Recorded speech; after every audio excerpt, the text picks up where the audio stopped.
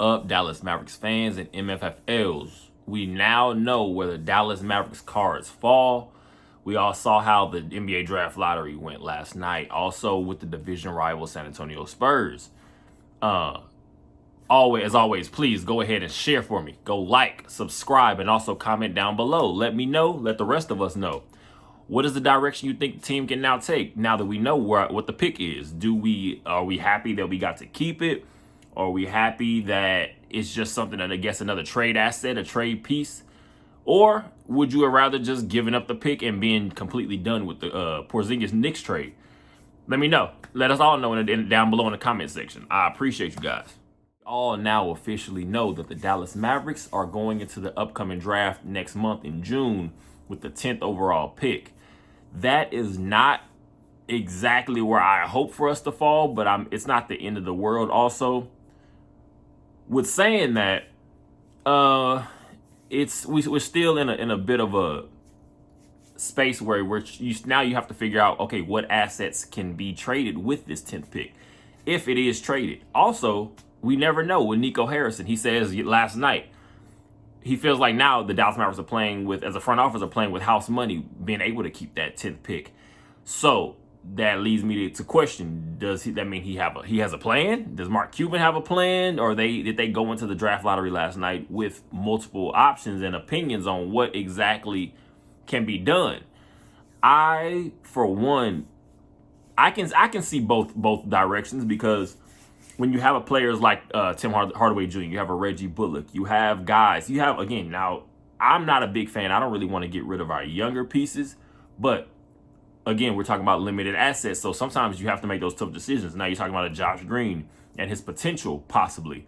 You're talking about a Jaden Hardy and his possible potential. He got off to a slow start, then he got to pick it up the more playing time he got. So other teams also, of course, are watching these games. They're watching the film, so they know what these young guys can possibly bring. So when you're talking about adding that and probably grouping that with the 10th overall pick, of course, we've heard the trade rumors. We've heard Phoenix Suns, DeAndre Ayton. You heard the OG Anunoby from the Toronto Raptors. I'm saying names that are possible interest, depending on if the team is willing to just sell now on some of these assets, some of these pieces that they have. And also, when you come to that, I guess, formula, you're going to be looking now for guys that are going to be able to fit around a Luka Doncic and a Kyrie Irving. Possibly, if you're able to re-sign Kyrie Irving. You don't want to go into the season next year I say there's no way you can go into next season with even the majority of the same important pieces. So we're talking about a guy like a Dwight Powell in your starting lineup. That should not happen on a contending team. You can't tell me you're a contending team and Dwight Powell is the best you can do at the center position. We're talking about 6 points, 3-4 rebounds. Doesn't even average a block a game. He's a great energy guy, but you have got to upgrade. You have to improve this roster. I'm not a fan of the wings. I've said before, I'm not a fan of the wings that are just strictly 3-and-D players, because what happens when the play breaks down? What happens when a Luka Doncic or a Kyrie Irving possibly can't just make that play on their own? They need someone else that can make a move. And we're talking about guys, even in the same sense, not this specific player, but a guy like an Andrew Wiggins. You watch him with the Golden State Warriors. You watch guys, if a play breaks down, we need a guy that doesn't mind putting the ball on the floor and taking it to the rim. Pull-up jumper, anything like that. We're used to having our Dorian Finney-Smiths and our Reggie Bullocks. I guess you want to say one-trick ponies when it comes on the offensive end of the ball.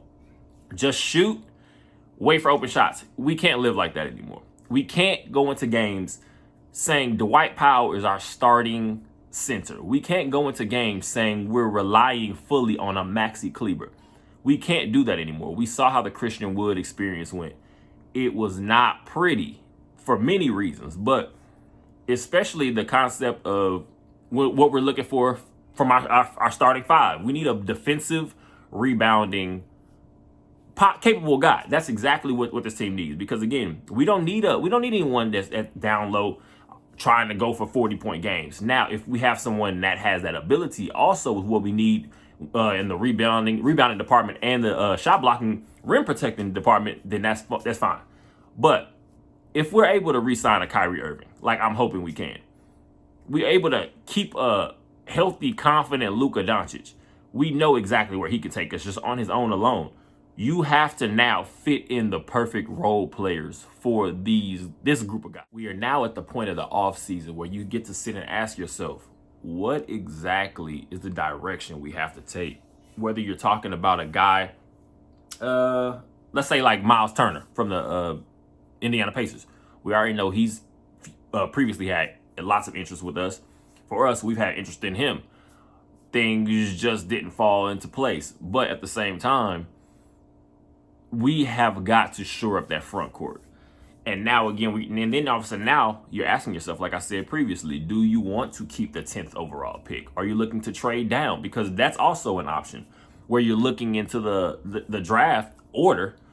And sometimes we know guys get taken way ahead of where mock drafts or just the experts believe they will go. Then sometimes you're also just looking at places where sometimes you just had a couple guys that you didn't think were just going to even fall to you.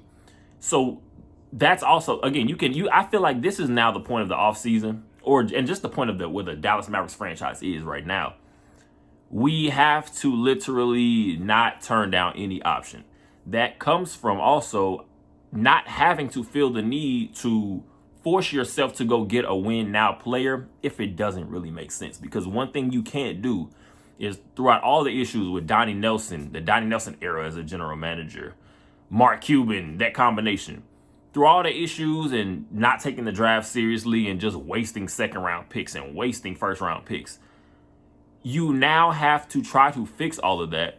But the worst thing you can do is try to fix it all in one off season, and it doesn't make sense, to the point where now you completely put the team even further behind the gun. Because now if you have a Luka Doncic, you cannot go into the next season and then the season after that and just feel confident that you're going to keep him no matter what. You have to have the fear as a front office, as Mark Cuban alone.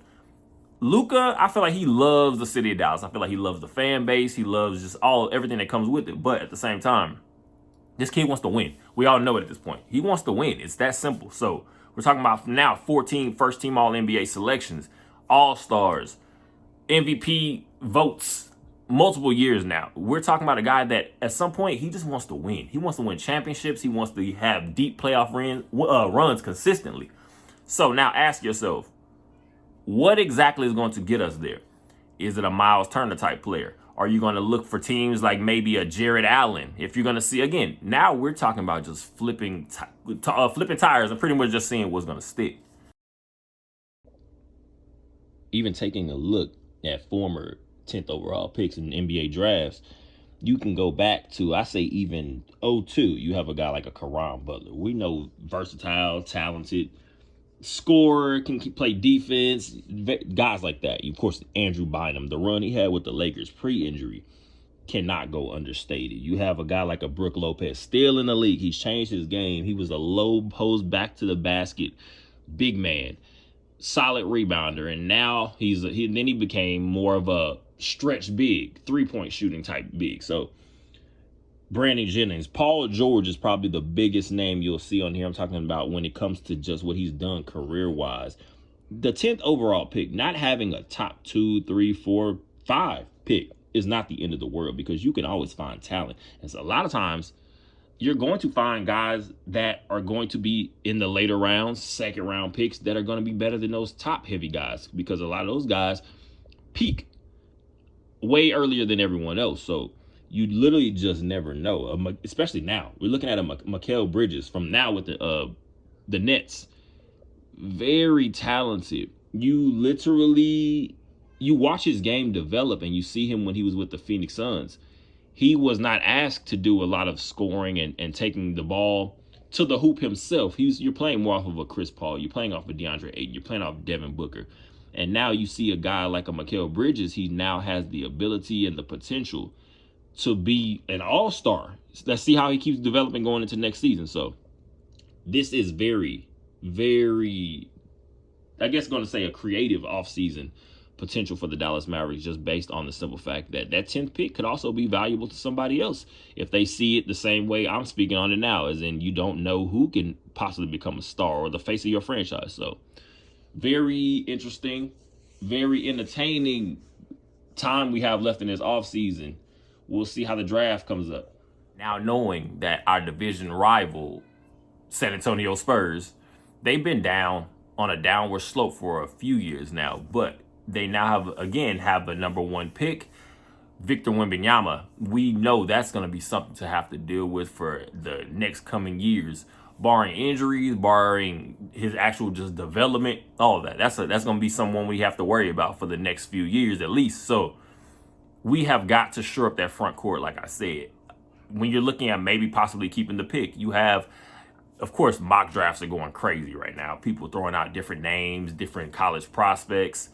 Well, now you're looking at guys like a Keontae George, a talented guard out of the University of Baylor. Then you're looking at a Grady Dick, guard/forward type player out of the University of Kansas. You're looking at a Jarris Walker. You're looking at lots of these guys that you now have to ask yourself, okay, can we find some front court help through other avenues, whether it's trades, whether it's just a guy that might not be a super starter in the NBA, but he's a very capable player that you might have to kick the tires on later on in the offseason. And now focus on in the draft, just taking the best player available. Because one thing we can't lack, we lack now, but we can't ever underestimate is just having multiple guys that can go get a bucket.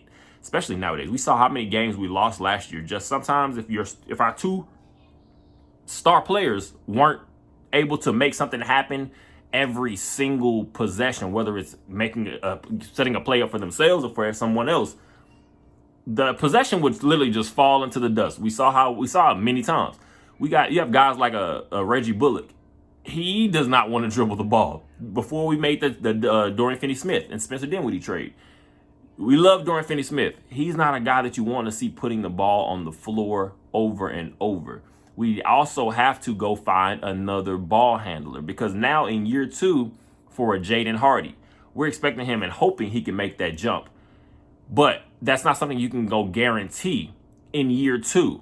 Hopefully that's what we can get, but you have to have enough veterans that can get the job done ahead of time. But why you let guys like that continue to develop if they're not traded, like a Josh Green or something like that? So, like I said, this is going to be very interesting just because there are so many unknowns. We still are trying to figure it out. I'm still in the optimistic stage right now, but that can change quickly. We'll see how this offseason goes over the next month or so, and going into preseason. So we have a few months left before that. So I appreciate you guys. Let me know what you think down below in the comments section. Are you happy for the pick? Are you not happy with that we got to keep the pick? Of course, we're all wishing it was higher, but do you feel like there are any moves or any guys that you're potentially wanting to add to this team in the trade market? Let me know. Are there any draft prospects that you possibly are very interested in, like a guy like a Taylor Hendricks?